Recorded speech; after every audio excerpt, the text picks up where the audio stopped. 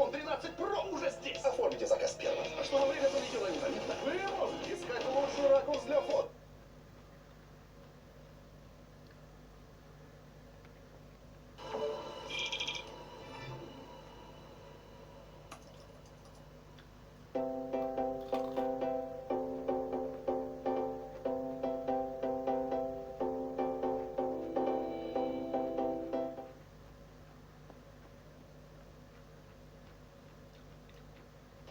The Samsung Galaxy S21 Ultra has had the best set of cameras that you can get on a smartphone.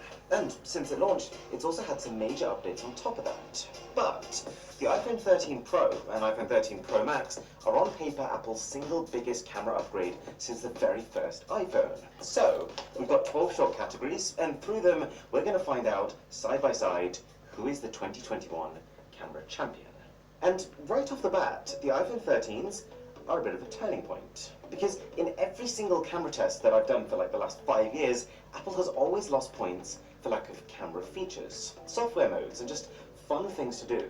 But with the iPhone 13 Pro, Apple has added photographic styles to reframe shots for your preferences. They've added a macro mode, which has changed how close you can focus on things, from 10 centimeters to now 2 centimeters. And cinematic video, which I'd say is not perfect, but it's by far the best attempt a company has had at this concept. Samsung still has more features. That phone can technically record 8K video. It can shoot from multiple cameras at the same time, but I would say that this iPhone does push the battle of software modes, at least ones that people would use, to about a draw. But Samsung does get an early win here in the form of zoom. So the iPhone 13 Pros have a 3 times optical zoom camera. It is a step up from last year's phones, which capped out at 2.5x, but it's not looking particularly promising up against Samsung, who has both a 3x and a 10x optical zoom camera built in. And so, unsurprisingly, if you wanted to zoom in some crazy distance like 30 times, Samsung's is going to be somewhat usable. The iPhone's is going to look like a water painting. The only caveats I would add to that, though, are, one, for me at least, most zoom photos that I take are probably not 30 times, but more like 5 times or 7 times. And when you're using zoom ranges like that, and you're not more like 5, for me at least, most zoom photos that I take are probably not 30 times, but more like 5 times or 7 times. And when you're using zoom ranges like that, and you're not activating Samsung's specialized 10x optical zoom camera, to be honest, they're pretty comparable. And actually, iPhone's 3x zoom camera does actually get you a little closer to subjects than Samsung's 3x zoom. And also, too, just the simple fact that for some reason, iPhones seem to be the only phones that can seamlessly switch to their zoom cameras without lagging. So I'd still give this category to Samsung, but only slightly. Oh, and just a reminder, I have literally bought 10 iPhone 13s myself to give away to you. Rules to enter that are in the description below. Now, the other category that I'm just sort of used to handing to Samsung is macro. You bring that phone close to a subject and it'll automatically switch to its ultra-wide camera, which can now focus really close. And not many phones have been able to compete with that till now. With the 13 Pro, Apple has added in the same feature, and it works in an almost suspiciously similar way, but it can get even closer. While Samsung can focus at up to around 3 centimeters away from the subject, the iPhone can do 2 centimeters. You can take really small things and just blow them up to large proportions. I found this very useful. But more often than not, Samsung's result is a little crisper, and that's just as important. Roughly a draw. But okay, I think it's time we address the Tim Cook in the room. Thank you very much. See, a huge part of the iPhone 13 Pro's selling point specifically centers around the new camera sensors on them, and how much more light they can let in versus the last generation. Apple quoted figures of up to 2.2 times better low-light performance. 2.2 is of up to 2.2 more light they can let in versus the last generation. Apple quoted figures of up to 2.2 times better low-light performance. 2.2 times. That should be at least 2 generations worth of improvement. So, here's some low light. How's the performance? Well, my very first observation was... I started off by taking a couple of quick photos in ultra low light, and I was quite surprised to see that Samsung was not just ahead, but was actually pulling in a whole extra layer of detail. Plus, I was on the lookout for how much brighter my iPhone photos were about to be, you know, because they quoted 2.2 times more light, But to be honest, Samsung's brightening power also seemed to be way higher. But then I realized something. I realized that while Samsung defaults to capturing for between 3 and 9 seconds when you're using night mode, Apple has set this new iPhone to only ever capture for between 1 and 3 seconds. I think they do this because capturing for shorter periods of time does mean that you're less likely to move your hands and blur the photo. And you can see the benefit in some shots, but it also means that by default, you're not getting nearly the full night mode experience. Check this out. This is that same scene from earlier. And this is what happens when you manually force both phones to capture for 10 full seconds. And this is what happens when you manually experience. Check this out. This is that same scene from earlier. And this is what happens when you manually force both phones to capture for 10 full seconds. The iPhone goes from about equal, sometimes worse, to way ahead. This room was literally pitch black. I couldn't see anything. And this is not the only thing Apple does right here. It's also able to better render out natural, realistic colors, even when your eyes can't. While Samsung's prone to being coerced by the warmer lights you usually find even when your eyes can't, it's also able to better render out natural, realistic colors, even when your eyes can't. While Samsung's prone to being coerced by the warmer lights you usually find in indoor scenarios, the iPhone is incredibly strong at just not going too warm. It's also more detailed, most of the time. That said, Samsung's ultra-wide is better about 60% of the time, as is of course its 10 times zoom camera. But Samsung's 3 times zoom camera doesn't work well in the dark. So up until you get to 10 times, actually the iPhone zoom is better. And just to reiterate, I've personally found that even in the shots where the iPhone's ultra-wide is potentially not as strong, if you force both phones to capture for 10 seconds, Apple benefits much more than Samsung does from that extra time. This is not a particularly fancy camera setup when you think about it. 3 lenses, all 12 megapixel resolution, 3 times optical zoom. Nothing about it is extraordinary, but I think it's a pretty good example of how, more than ever, the camera's software is just as important. That said, it's also an example of how Apple's software can be patronizing and not conducive to better photos. Now, one thing that Apple has always done well is portrait mode. However, credit where due, when I first tested the S21 Ultra in January, portrait mode was disappointing. But thanks to a few updates where they've clearly buckled down on it, it's slowly become one of the better phones for it. In fact, the software on the Samsung feels really good now. I think Apple just edged it out because of how its 3 times zoom camera is a little better than Samsung's 3x zoom camera. And the 3x zoom is generally how you would take portraits. But it's really close. This extra organic quality just means that Apple can get away with less artificial sharpness. And I think really that's the main difference. Now, one of the main visual changes coming from the iPhone 12 Pro to the iPhone 13 Pro is a smaller notch on the front. Visual change in sharpness. And I think really that's the main difference. Now, with less artificial sharpness. And I think really that's the main difference.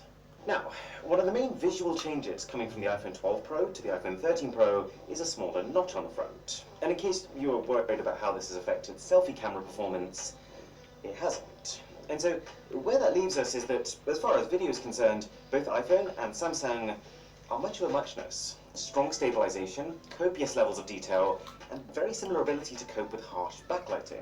I just think Samsung's is a bit more flattering. This applies to pretty much every facet of the camera's Samsung's of detail, and very similar ability to cope with harsh backlighting. I just think Samsung's is a bit more flattering.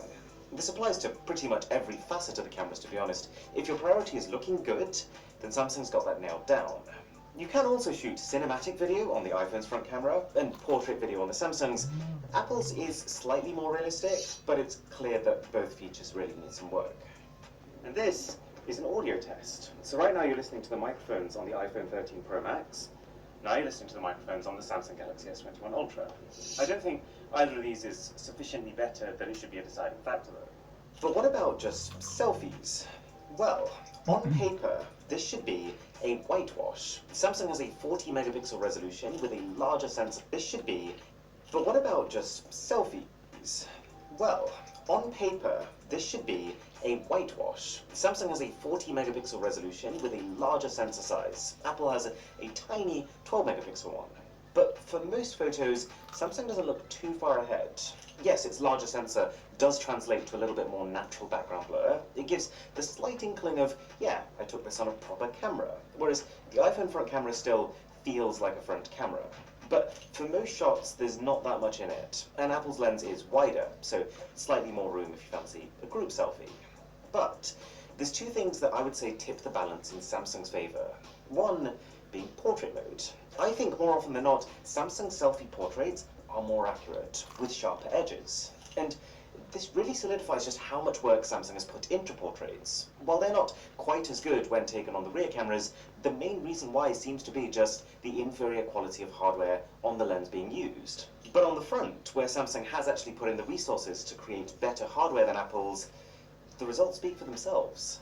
And the second thing is that when you're in some indoor and lower light scenarios, I think the iPhone is too harsh. My guess is that because its selfie camera hardware is a little bit worse, it has to use more artificial sharpening, and so it's more likely to draw out every single imperfection you have on your skin.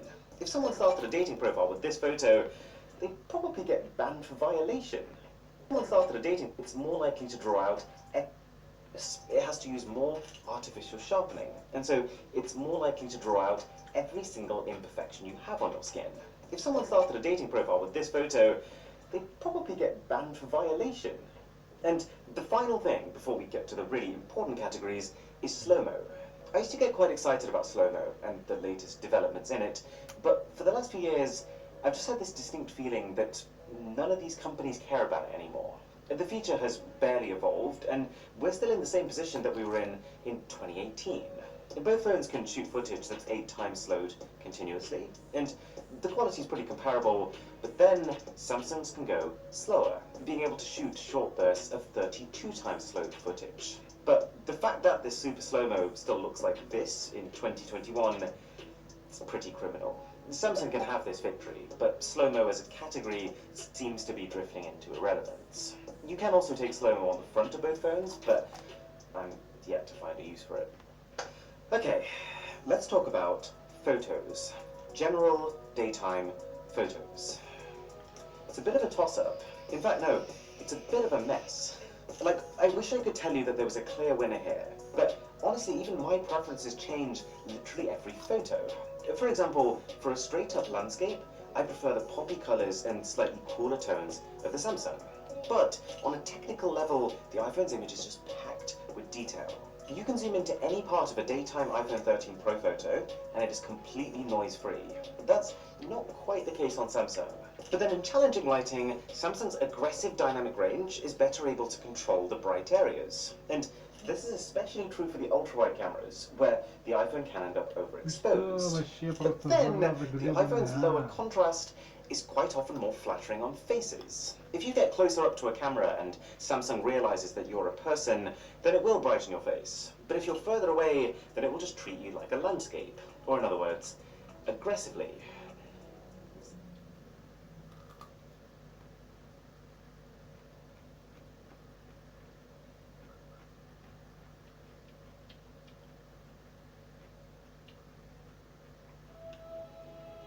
It was my everyday job. Deliver, What? get paid for the goods, get paid for my service. What? And again, deliver, Hello there. get paid for the goods, and for my service. Deliver, Thanks. when my job was done, oi laddie! How come this should never be ya? Strange, not even for your service. Ребят, wait! In Sber Mega Market you can pay with discount up to 99% with bonuses by Sber Спасибо. And the free delivery with Sber Prime.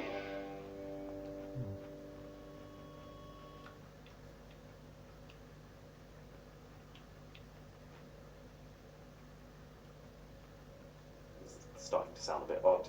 And then indoors, I do think of the two, the iPhone is more realistic, but there is something to be said about its shots also looking a little clinical and lifeless. But it's really tough to draw a line. Clinical and realistic. And then indoors, I do think of the two, the iPhone is more realistic, but there is something to be said about its shots also looking a little clinical and lifeless. But it's really tough to draw a line.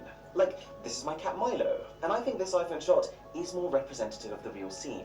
But if I was going to post one of these photos, it wouldn't be the iPhone's. It makes the cat look really ugly. Sorry, Milo. This new option to choose your photographic style does kind of help. You can adjust the tone and tweak the color temperature, but you still couldn't recreate what Samsung does. Equally though, in these indoor lighting scenarios, the iPhone is slightly more consistent at keeping its focus and minimizing blur from moving animals and people. Slightly. So, for general photography, I'm handing out a draw. However, there is one big category for which the iPhone steamrolls the Samsung, and that's video. iPhone video is brighter, it's more crisp, it's far less prone to noise, and it's also more tonally balanced. To be really honest, I don't know what Samsung's doing here. Like, their video is not bad, but it should be better than this, given that they're the ones with the larger, higher resolution sensor. Part of it is Apple's optimization. Like when they designed their chip to power this phone, it has been built around being able to capture videos in a certain way. And this even applies to ultra-wide video, and even zoom video, until you go past 10 times, after which the Samsung will of course overtake it.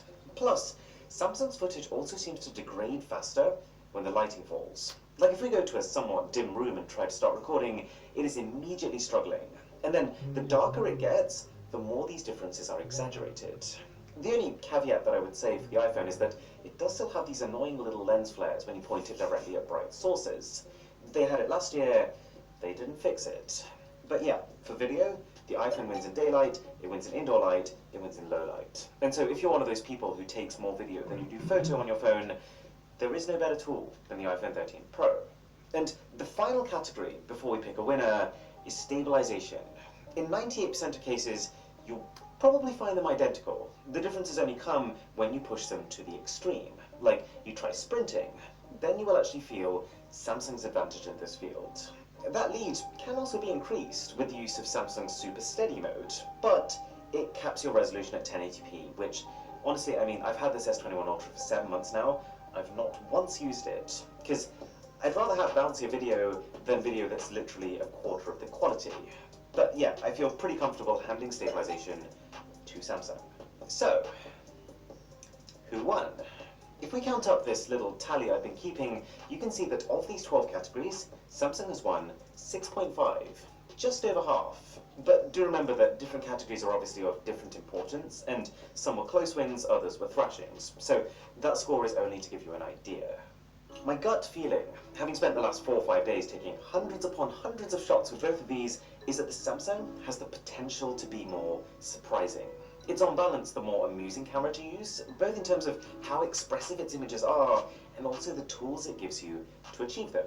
However, the iPhone 13 Pro is more reliable. It loses to the Samsung in things like slow motion and maximum zoom, but it won't lose in any of the big categories. Raw photos, raw videos are continuously strong and rarely falter. And the nighttime performance is a nice bonus. I wish I could give you a more concrete answer of which one wins outright, but hopefully you've seen that in this case it really does just depend. Don't forget to enter the giveaway, and this video was actually sponsored by Morning Brew, and it's probably not what you expected. It's not an app or a website or any kind of paid subscription, it's an email newsletter. So, here's the idea. You pop your email address into their site, and then once every morning, Monday to Sunday, they send you a 5-minute summary on everything important in business and tech. And I like the ideology behind it. Because it's being sent to you, it's a very easy way of substituting checking Instagram first thing in the morning to learning something that you can actually talk about with people. So, the other day I actually had a little piece all about Epic and Apple. You might remember Epic, the company who makes Fortnite, has been fighting against Apple for the last year for the right to allow people to make purchases in their game without going through Apple and then Apple taking a cut. And just recently, they won that battle, which might actually end up being a bit of a slippery slope for Apple. We'll see. Anyways, check the link below to sign up. It is free, and it takes less than 15 seconds. And it's an easy way to stay on top of things. My name is Aaron. This is Mr. Who's the Boss. I'll catch you in the next one.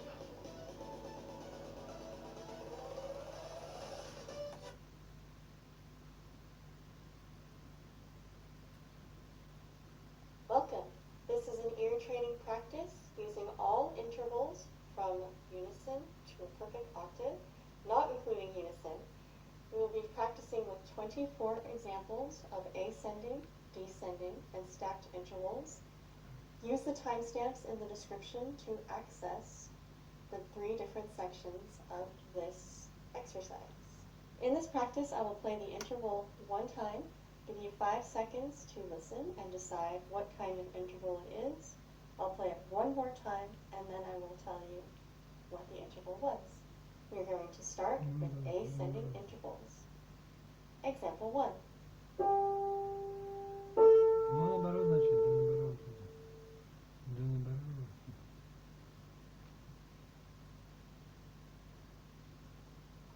Охренеть это что. Да наоборот, просто, понятно. Да наоборот, ну нет, это есть там. Да наоборот, ну это да.